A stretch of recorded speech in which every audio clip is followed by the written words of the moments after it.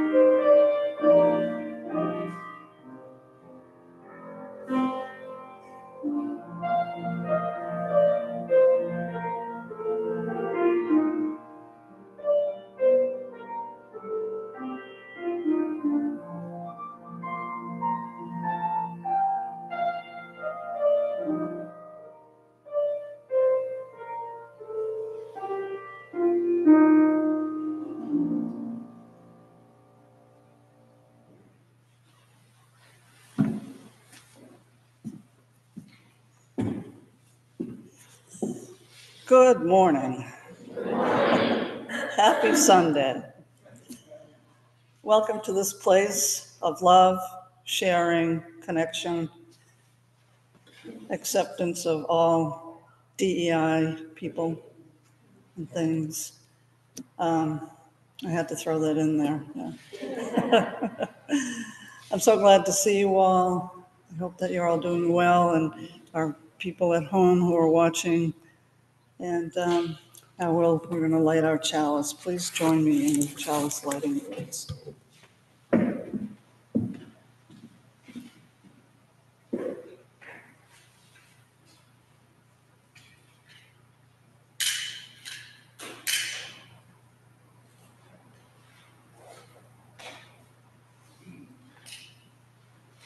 We are all here to grow and worship and learn how to love better. And each chooses our voice, restoring our blessing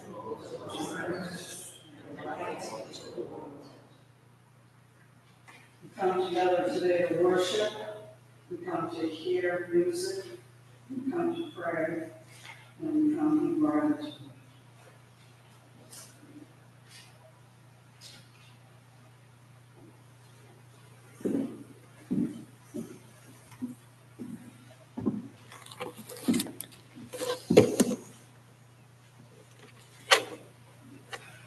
We'll rise in body or spirit for our first hymn, number 360.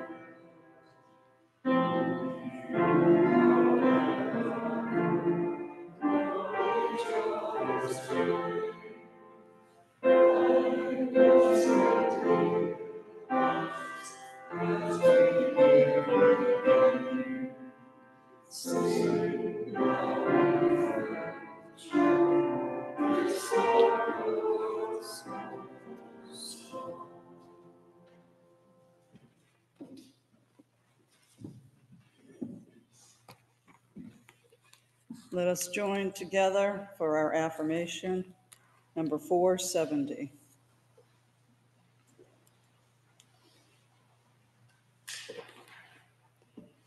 We affirm the unfailing renewal of life.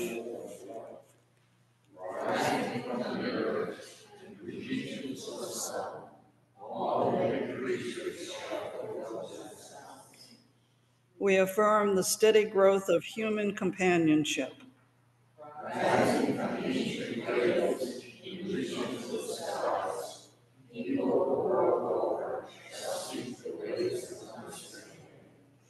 We affirm a continuing hope. Tragedy, the spirits of individuals shall rise to build a better world.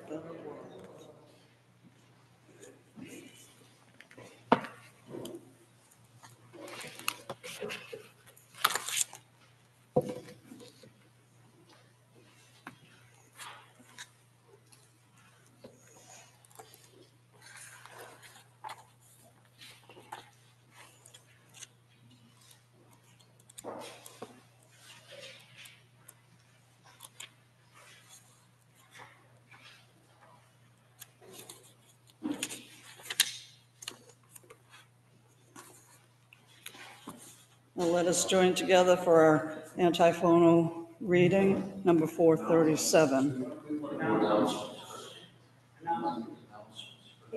Oh, okay.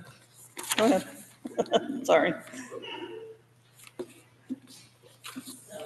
Well, Lisa, I just wanted to say, I'm looking at your bio and thinking, I thought you had 2 cats. You got 3 now? I'm glad they're well. Thank you for coming down to do this in worship this morning. And I wanted to let people know that Vera O'Brien will be here next week. She hasn't been here in over a year. She just moved and she's going to start. So she's got 2 appointments, 2 dates with us this year. And so we'll see first time next week.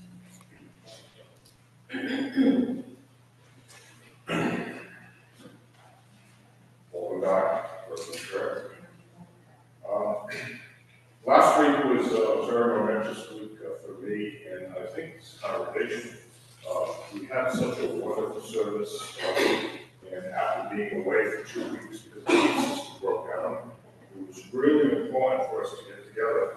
I never realized how important this congregation was until I saw what Beauty and Love came out 2 weeks last week. And among the things that happened was Harold joined us from Newton. He's currently standing in director down the street at First Baptist Church. And he came and played some music and lightened our lives, I think, with some joy and fun. Great potluck, and everything was perfect. So if you missed it, don't miss it. So Howard comes back today. I don't want to take away from Nancy's beautiful music. So Howard's coming back because Jim, Nancy, and I, and Susan, I would say Susan number 2, the new Susan. The 5 of us are going to lunch, and I actually put in a reservation for 6, so maybe there's one of you that wants to join us. If not, 2 or 3, they can put extra seats in. So we're going to continue the celebration, and thank you for being here and being strong as a community. For an announcement, just quick announcement. Our Revolution in Greater Fall River meets here on the 2nd Thursday every month. It's a nonprofit group that explores solutions to our social and political struggles that we have. So, Tracy and I and Susan too often attend. Alex sometimes comes to these Thursday meetings. So if everybody's free, Thursday at 6 p.m., the 2nd Thursday of each month. So 2nd Thursday of each month at 6 p.m. Come and join this conversation. Slogan, in the absence of our having a social justice committee for the church, so it serves as that impetus to have some social justice conversations. I'd like to say happy Thanksgiving to all the Irish around the country.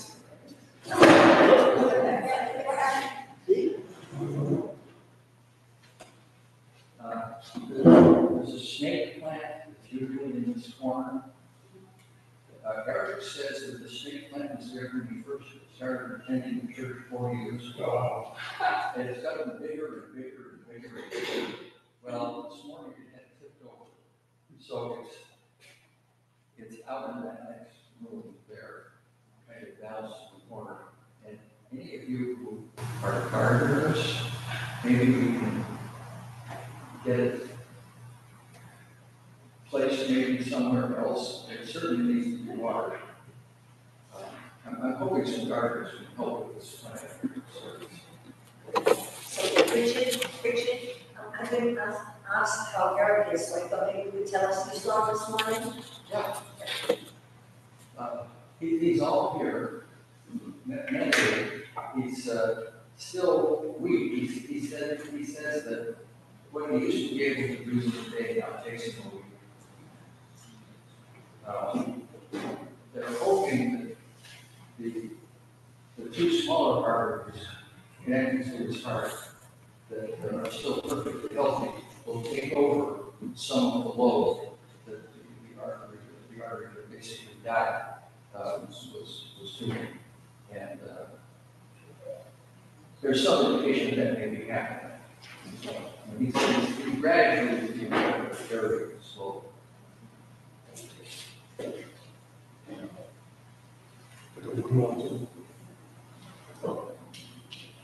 Just a reminder that the study of Gnosticism is also taking place Wednesday mornings. We're up to Valentinius, if anybody's interested. I suspect that he is the one that may be actually being still followed to this day in some of the sort of the esoteric kinds of traditions. So it's an interesting study, and all are welcome. It's on Zoom, so you don't have to do it in person. 9 o'clock.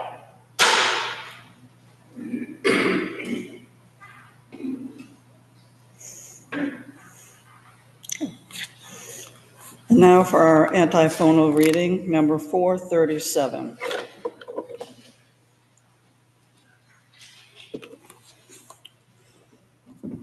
Let us worship with our eyes and ears and fingertips.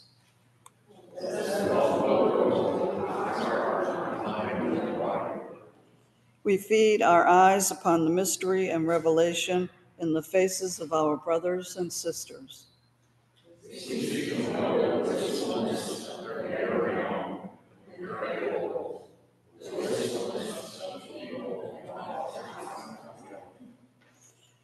We seek to understand the shyness behind arrogance, the fear behind pride, the tenderness behind clumsy strength, the anguish behind cruelty.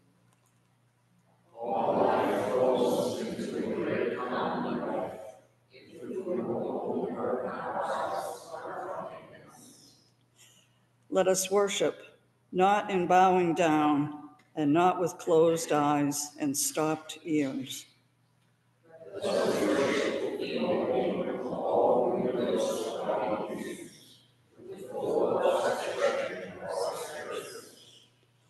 Life comes with singing and laughter, with tears and confiding, with a rising wave too great to be held in the mind and heart and body to those who have fallen in love with life.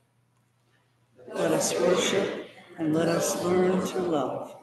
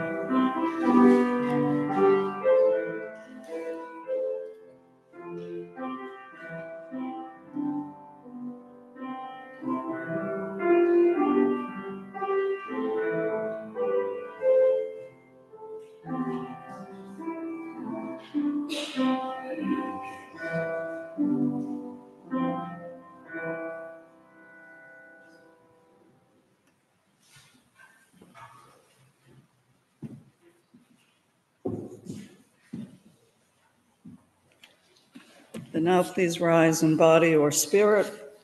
Let us join together for our next hymn, number 346.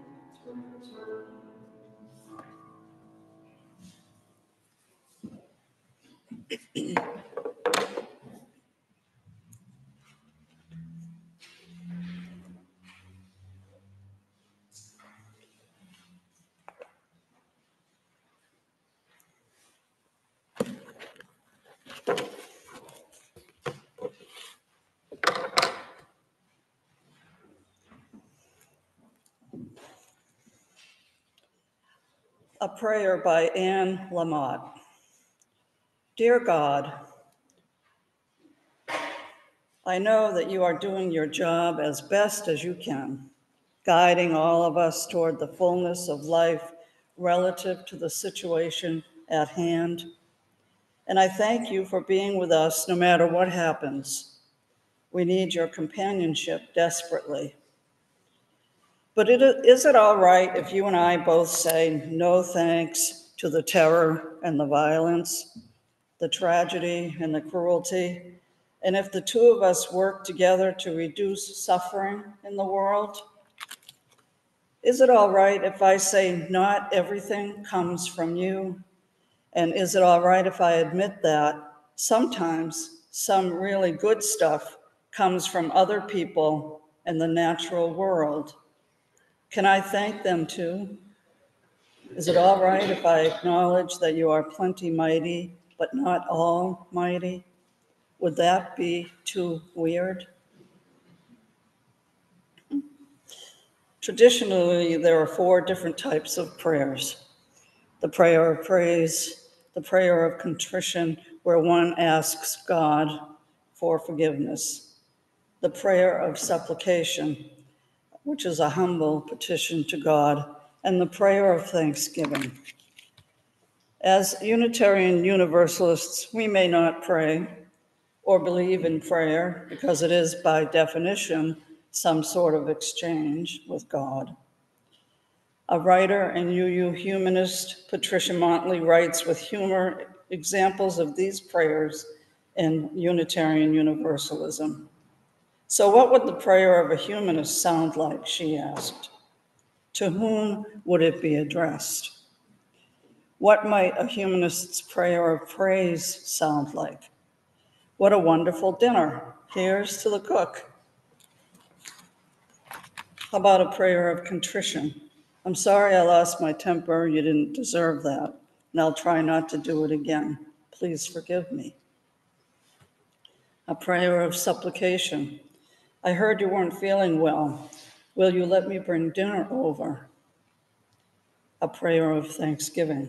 Dear Senator, thank you for voting for the same-sex marriage bill.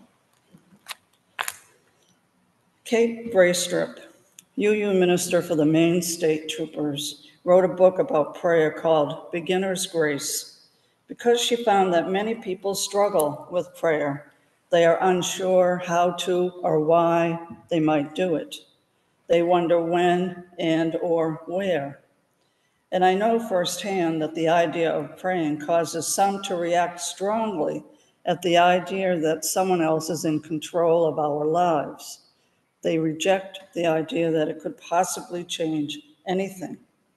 And so perhaps it just boils down to figuring out what God actually is.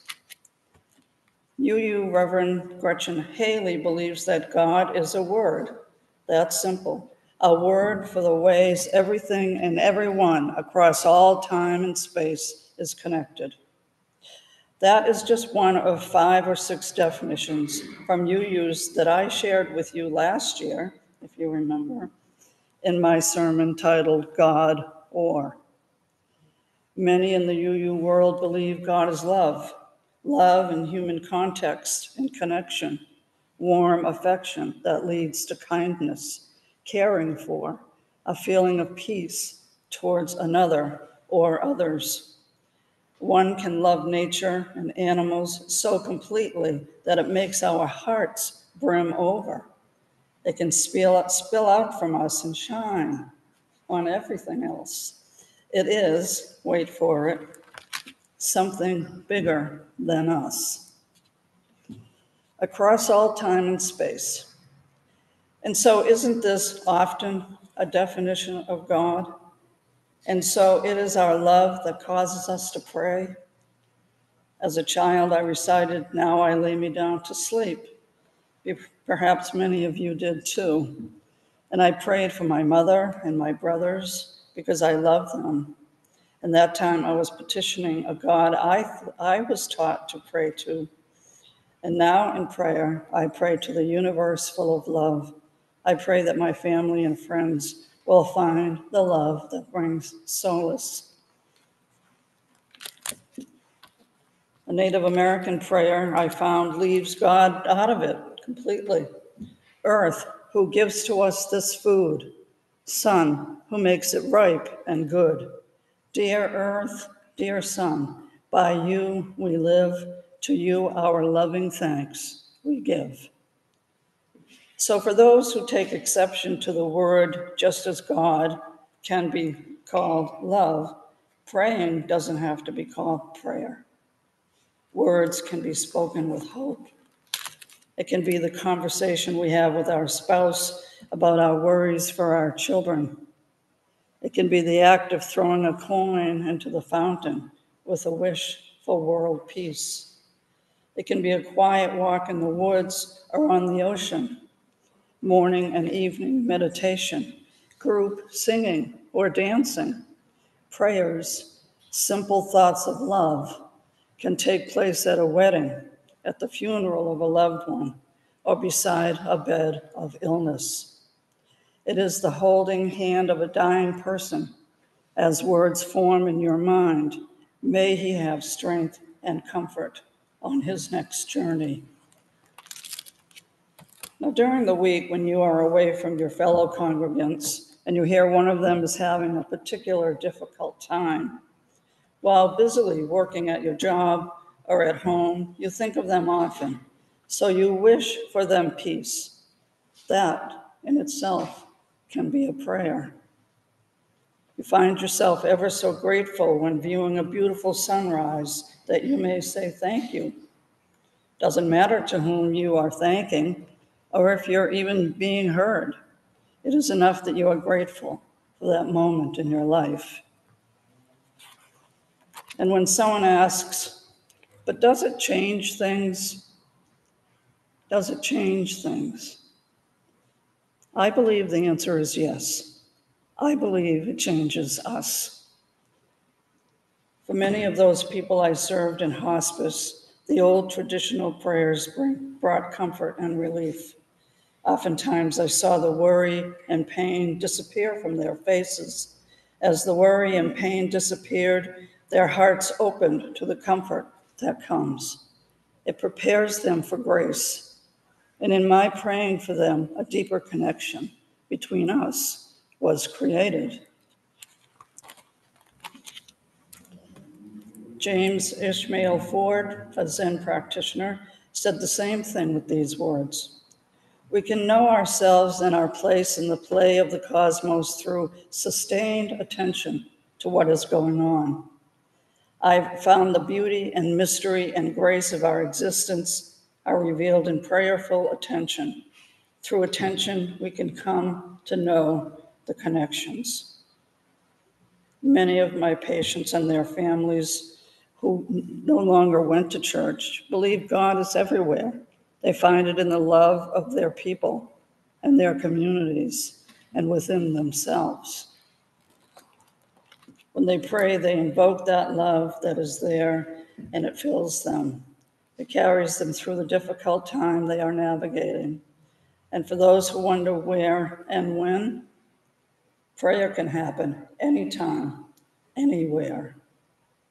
When Buddhists pray, according to Thich Nhat Hanh, they pray both to themselves and to what is outside themselves, that there is no separation. He says that when we practice mindful meditation and send our energy to someone who is in need, that transmission of energy is a form of prayer. I will quote, when love and compassion are present in us and we send them outward, then that is truly prayer. In sending love outward, we may notice a change in our own heart. Our mind, Han says, is a center that produces energy. Using our mind, he claims, we can change the situation of the loved one we pray for. We can change the world. We do this by creating a real energy. This is the most effective way of prayer, he says. My belief about prayer is that the good words that come out of my mouth or even just out of my head do create a positive energy. And energy can be felt all around. All of us can feel the energy of each other. And if we're thinking good thoughts and praying good thoughts for somebody or for all of us, they receive it, you'll receive it, and you'll receive it. That is what I feel. That is what I feel prayer is. Now, Reverend Braystrip calls prayer an ancient and simple way to prepare yourself for grace or love and to learn to recognize it when it comes. Even the briefest grace spoken before dinner offers its time-honored wisdom. Further, she believes that prayer opens up a life of mindfulness, gratitude, contentment, and a wider compassion for others. What do you do to receive grace or love? How do you find these things in your life? There was a song written in 1995 called Comfort Me. Composition and lyrics are by Mamie Bornstein. She wrote, and I quote, "It was written on a day when I wasn't doing my life very well or very gracefully. My partner and I were being quite snarly with each other. I didn't want to be around people and was generally feeling intolerant. I was in no mood to be nice, loving, or anything of the sort. We were visiting friends who lived on a mountaintop in Northern California. The house had no power or running water, but lucky for me, it did have a baby grand piano in fairly good tune. It was glossy white, no less. I kept expecting Liberace to walk in. Music has always had the ability to take me out of myself or more into myself, as the case may be. It was in this spirit that I went to the piano that day. I sat there for a while and just let my fingers wander around the keys. After a while, a chord progression presented itself. As I began to feel better, I decided to ask for guidance in how to get out of the terrible mood I had succumbed to. And then came the words. They were a combination of a prayer and a plea. As I began to believe the words that I was singing, I was able to lighten up and find compassion for myself, and then for my partner, and then for the others we were with. I continued to sing the song to myself until I felt ready to carry that gentle, compassionate energy with me. My friends, right now, the world needs our prayers more than anything else, because we all need that which can help us feel better, that which can add a buoyancy to our thoughts and to our steps.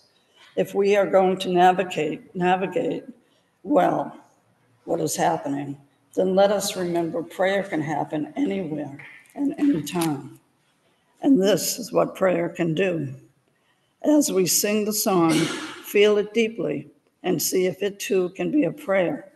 See if it brings some grace or love to you before we depart today. I think Jim is going to do Jim it. has learned this song last night, so you get confused with it. Play the whole thing through. You're gonna sing it. I'm not saying the whole thing through.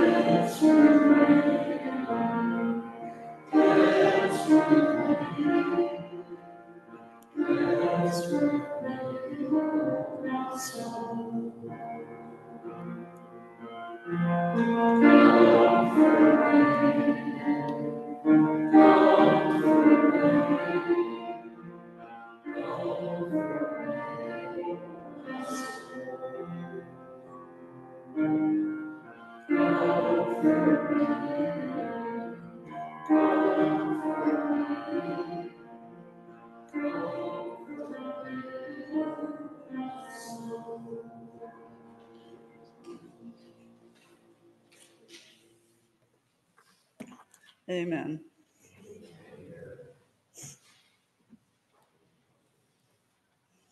Now is the time to share our joys and our concerns with one another. Please let us know what you have on your mind today. Concern, the woman that I do literacy tutoring with works at Start.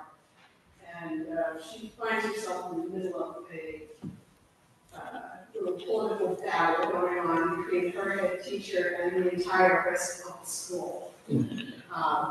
She's frequently abused by this woman, verbally and taken advantage of, but she's intimidated about speaking up. And she has a meeting, there's a meeting with the head teacher and the administration of this organization tomorrow. I saw her yesterday, and she's very upset and very nervous. So I gave her my best advice, which may not be good, but big positive thoughts for her tomorrow morning. Also, just to share, the music this morning is all to do with prayers. And the first one, I say a little prayer for you. I discovered in my research was supposedly written, the lyrics, as from the point of view of a woman praying for her husband who was in Vietnam. Never knew that. Interesting fact.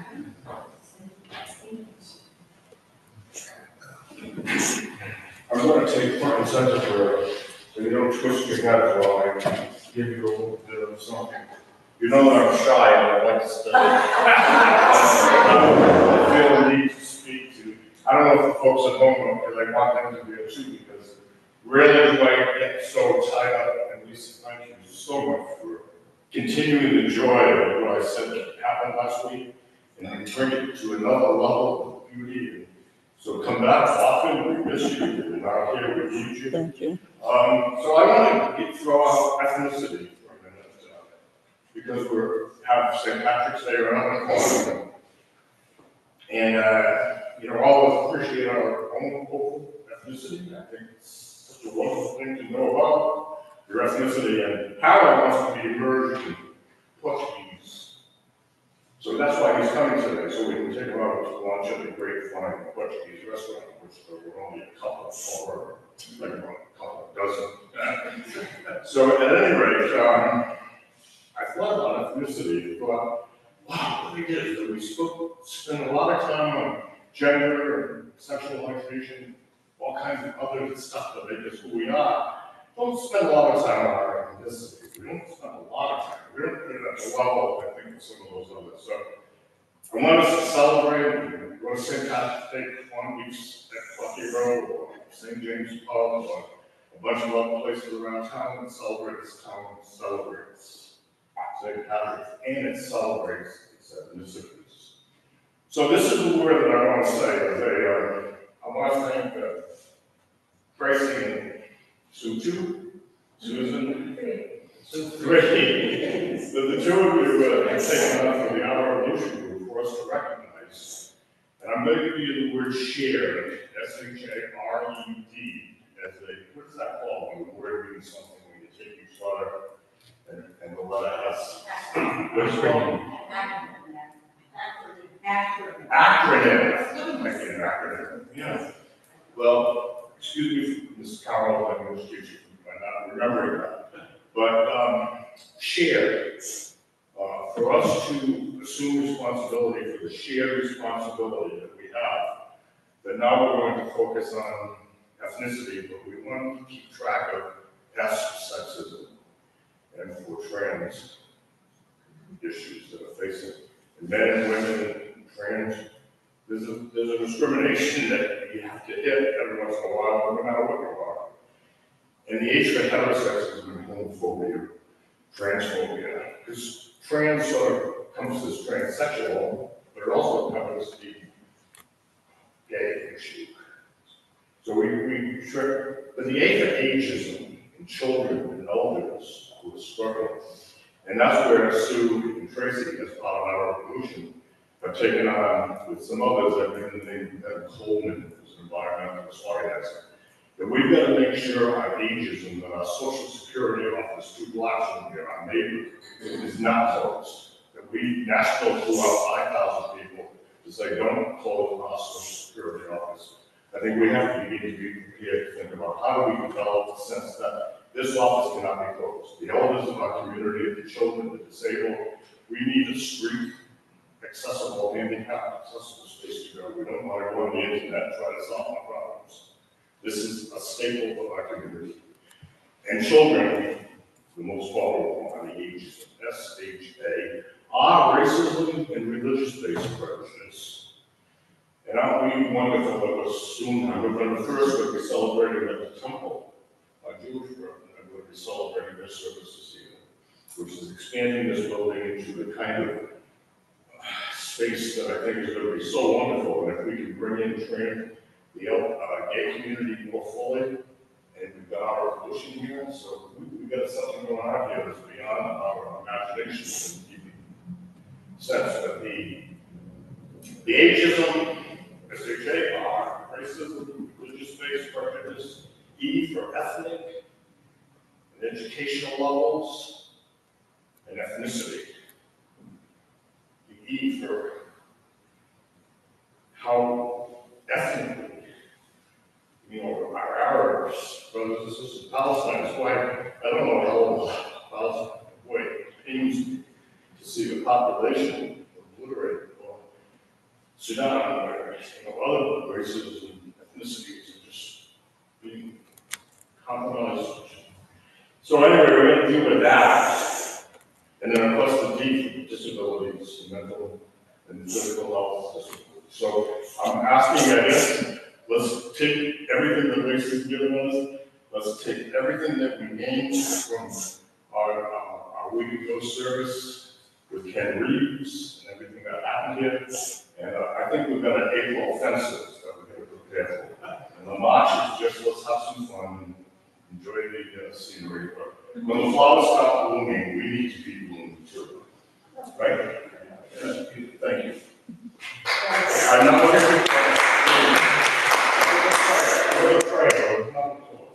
Thank you. Thank you. So I wanted to say to everyone that prayers really do work because my 37-year-old son, who was diagnosed with cancer last summer, this past week was diagnosed in remission.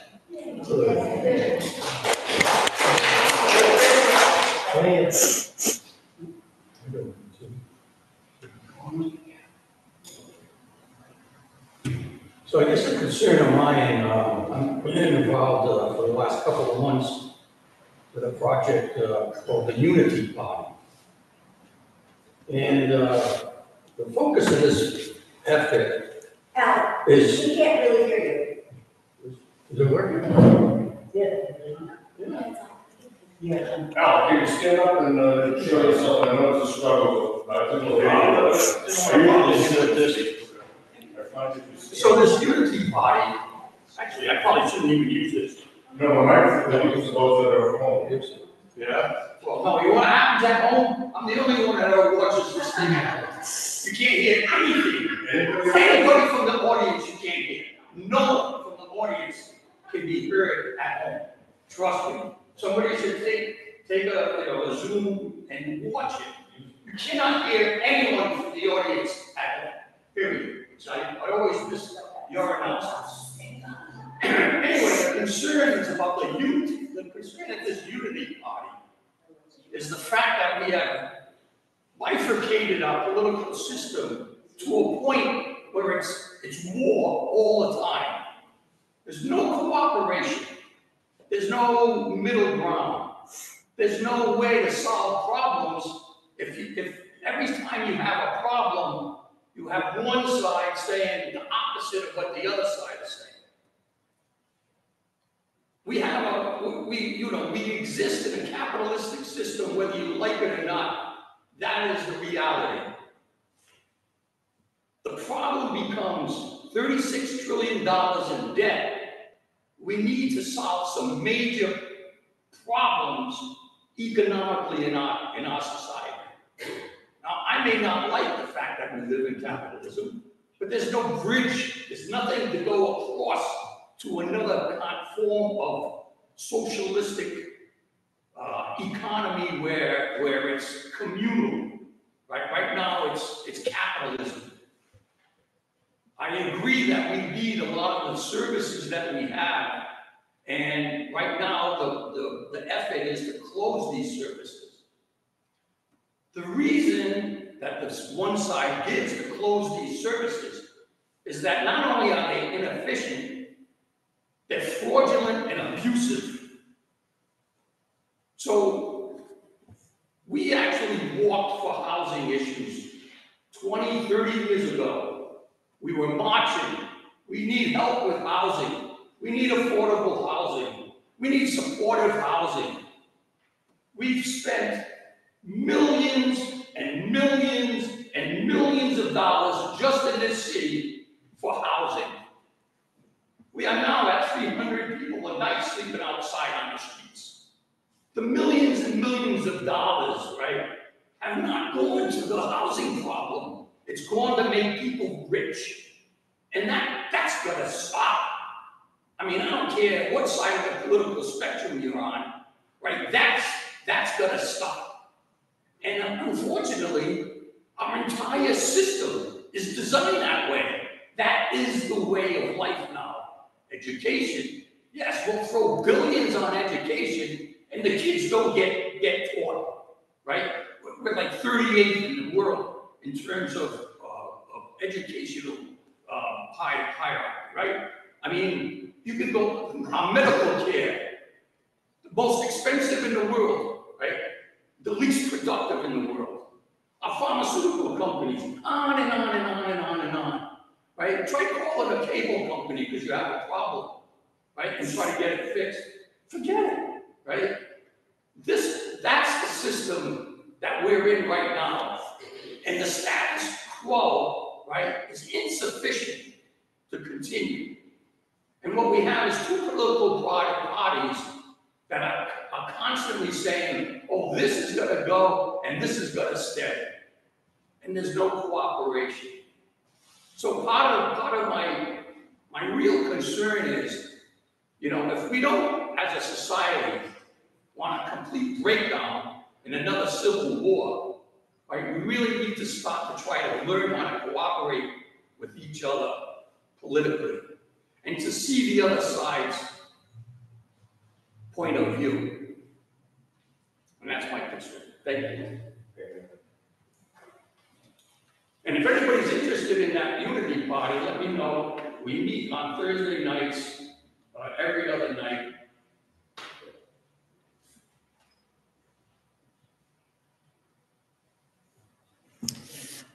Well, I have a joy. Something very different from what we've already heard. I have a cat. Her name is Ellie. Her name is Elliot, and we call her Ellie. She's a brown tiger cat with bright green eyes. She'll scare you in the dark if you're not careful. She's going to be 17 this month, March 24th. So we're going to have a big party for her.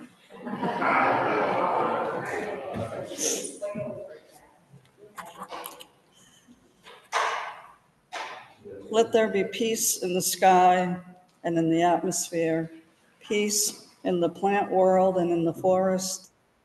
Let the cosmic powers be peaceful. Let Brahma be peaceful. Let there be undiluted and fulfilling peace everywhere. And now please join us for our pastoral hymn number 123. Remain seated.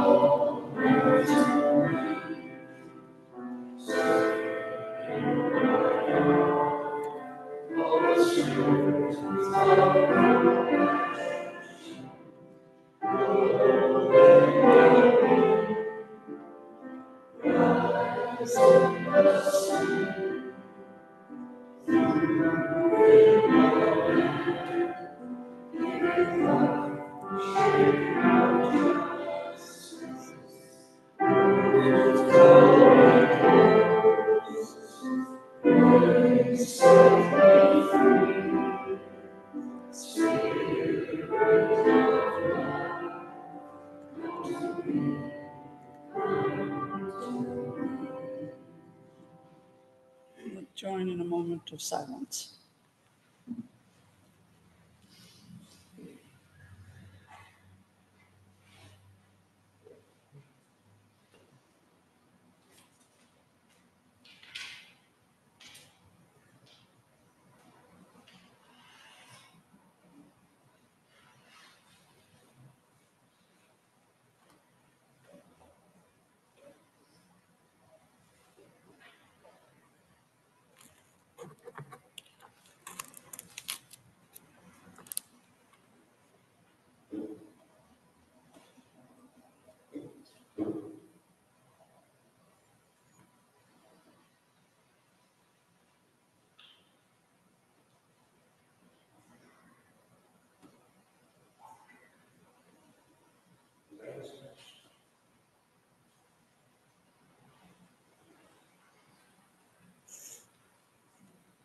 Amen. And now let there be an offering to sustain and strengthen this place, which is sacred to so many of us, a community of memory and of hope, for we are now the keepers of the dream.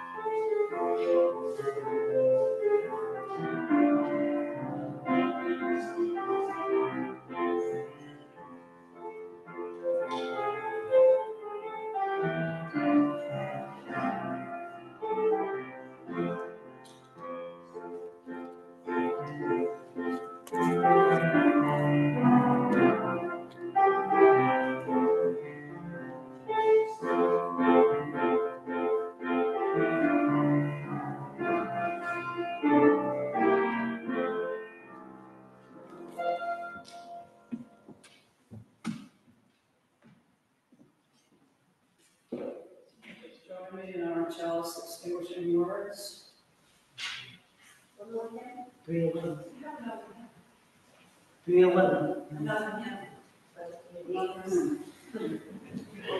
Let it be a Okay. Yes, 3:11. We're gonna dance, right? Yeah. I'm ready. Let's dance. Lucy, you're ready. You put your hands up there.